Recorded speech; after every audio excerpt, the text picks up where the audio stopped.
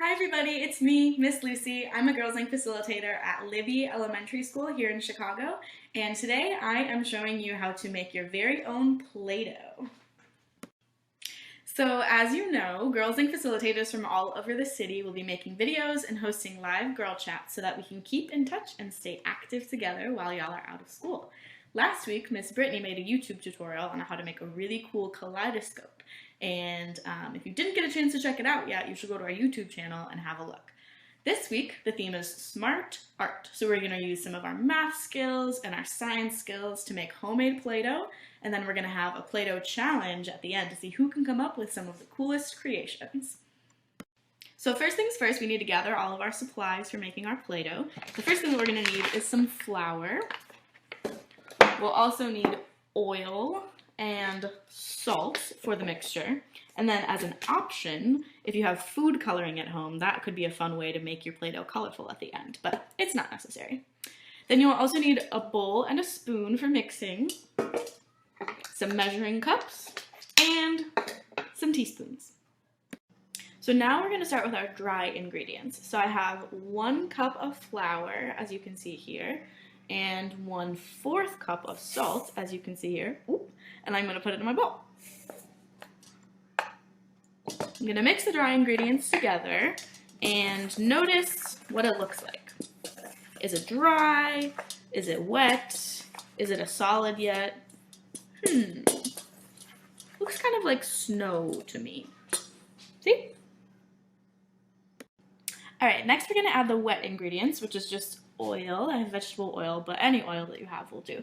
The recipe originally called for 1 teaspoon, but you need a lot more than that. So I'm going to use 1/4 cup, and then if I end up needing even more than that, I'll just keep adding more until the consistency gets right. So I'm going to put it in the bowl, and I'm going to stir it all up.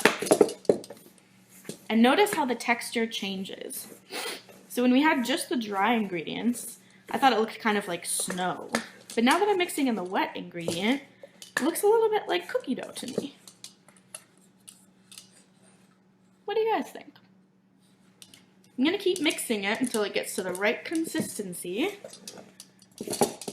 And then I'm going to form it into a ball.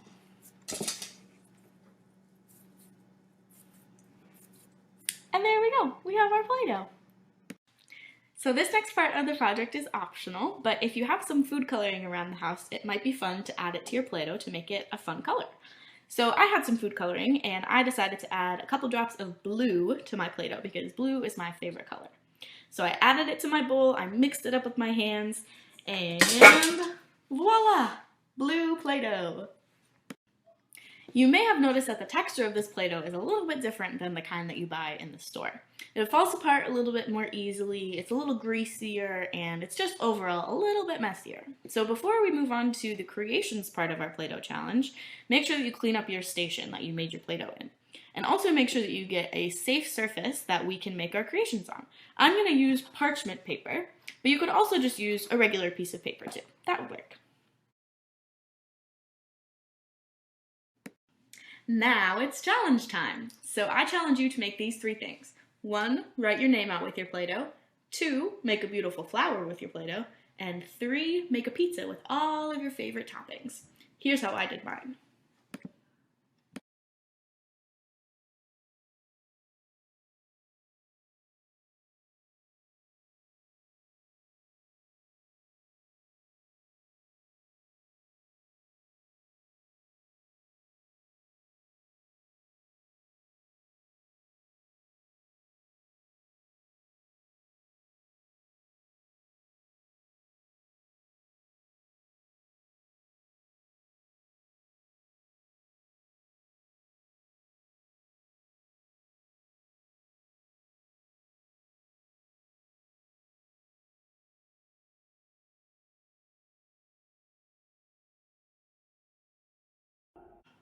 And that's it. You're done with your Play-Doh challenge. Have your parent or guardian take a picture of you and your creations and send them to the email below for a chance to be featured on Girls Inc. of Chicago's social media pages. See you guys later. Have a good week.